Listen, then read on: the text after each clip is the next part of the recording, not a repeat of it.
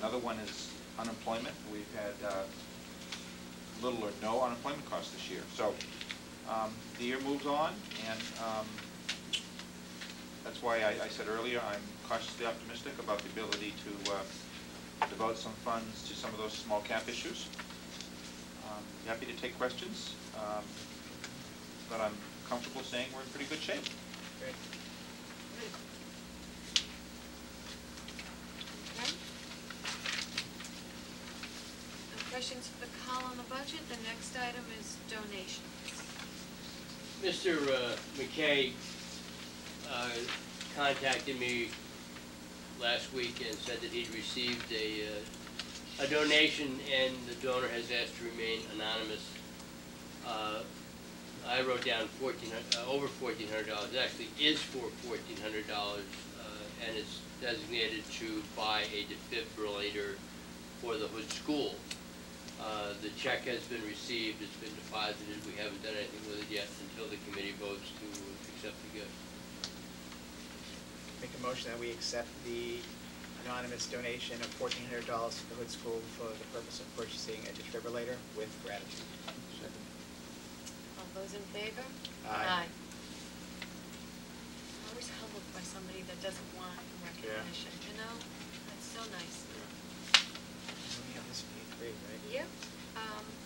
Keith, at our place we had this memo on the 8th grade peer advisors. Yes, a little correspondence for you. I got this today. The 8th grade peer advisors wanted to inform me that they initiated a fundraiser to support the folks who had been impacted by the earthquake in Haiti. They set up a Dress for Haiti Day on Friday, February 5th.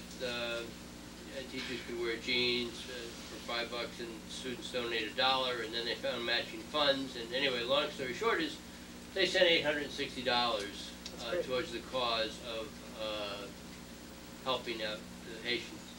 You know, I know we talked about this earlier, but the 3 elementary schools also ran programs for that. So I would say that, I know the high school is involved, they don't have a figure, but I would say that North Readiness sent well over $2,000 to help the people in Haiti. So anyway, they sent me this, they all signed it. I thought I would share it with you. That's great. You also have at your seat, I think I gave you the Parent Association, North Reading High School Parent Association newsletter. Yep. Mr. Bernard sent those along. And the last thing I believe I gave you, although this time of day I'm not sure about anything anymore, was the announcement from MASC on MSBA on the comment period on the changes to the law. And I didn't actually give you the changes to the law because those were the things that everybody was flying around the internet. I think we forwarded them to you at one point, but you know, I think you forwarded them to me. I forwarded them to you. Yeah, everybody was forwarding to everyone. So. And Chuck Carucci is on those forwards as well. Yes, and he got them all. He had them when we had the television. Okay. The telephone interview with Diane Sullivan. Great. I looked through those fairly carefully, and it looked to me like they were all pretty reasonable. There are a couple of them that are kind of nice. The requirement for daylight in classrooms. Oh, And, that's a little bit more expensive than not doing daylight in classrooms. They were talking about light coming in from above in a sort of huge manner. So that's a nicety. But apparently they think that that's an important thing as well. Sure, you wouldn't be able to have night school anymore. By daylight. Okay, is there any need for an executive session? Actually, I had a couple of quick things. Sure. One is I just wanted to, an update on the superintendent search committee. Have all the, Applicants? No, the subcommittee, Search the committee search committee members been notified? And do we have a meeting date for them yet, or? Mike Gilbert has a meeting date of March 8th. Yeah. He has yet to confirm the time with me. Okay. So I haven't sent a memo out to everyone yet. Okay. I will do that tomorrow, even without a time from Okay. Mike. I It'd had be a better hard if you time. had a date, but if you. He's had that date since the But a beginning. time, yeah, we don't Yeah. have time. Yeah. And then the other question was, I think the deadline for applicants is next week, correct? 26. February Friday, 26th. this Friday. It's Friday, okay. I was hoping to get the search committee together before March 8th. Yeah. And then Mike Gilbert put the brakes on that and says, yes, you know, a certain approach he uses, and he'd rather get his hands on the group and direct them first. So we would expect that mid to late March, that search committee would be reviewing the X number of semifinalists, and then in April, early April, we would get them hopefully. Yeah, Mike said we're sticking with the original timeline. Okay. And he laid out dates, so I'll dig that out. He's actually, the way the timeline is right now, he will do his evaluation of the candidates on March 3rd. We have a school committee meeting on there, Right. and he will give to the school committee the names of the semifinalists. So that they're not supposed to be made public as Right. semifinalists, so I Right. guess that's gonna be an executive session, would be my guess, but, and then, I believe the actual interviews, that Mike has on his timeline for the search committee are the 22nd, 23rd, 24th of March. Okay. And then at the 24th, they'll cut down to 3 to 5 finalists, and then the school committee will do site visits, and the actual public interviews will be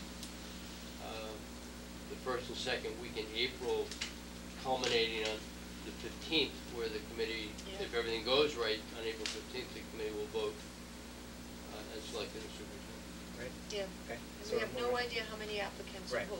but we'll know by Friday. Well, we'll know next week. Probably know next week. Okay. The other thing I just wanted to mention, it's interesting what's going on right now at the state, in that there's, the education subcommittee of the State Regional Advisory Commission has completed a study on regionalization. Oh, yeah. And they're going to be meeting, I believe, with Lieutenant Governor Murray Wednesday to present their findings.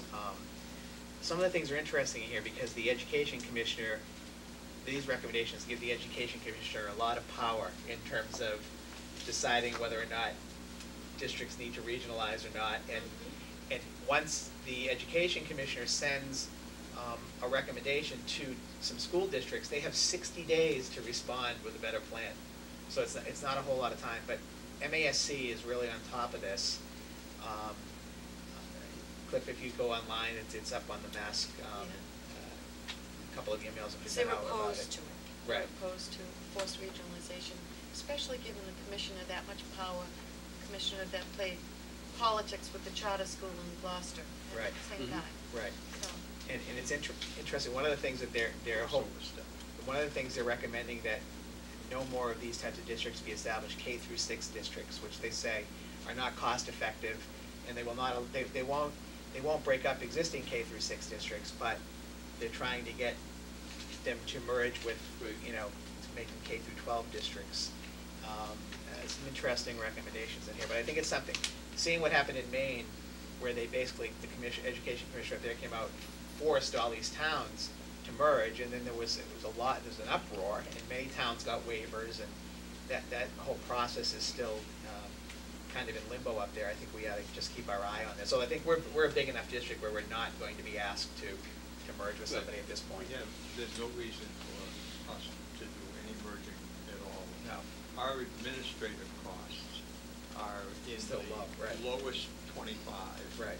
Like everything else. Right. We're in the lowest 25 of all districts. Correct. Including regional districts, and we beat most of the regional districts. Yeah. That's it, I just wanted to mention those things. so we have a motion to adjourn? So moved. Right. All in favor? Yay. Aye. I made the motion, Jerry second. That was very close. Yeah, I was a little faster than you.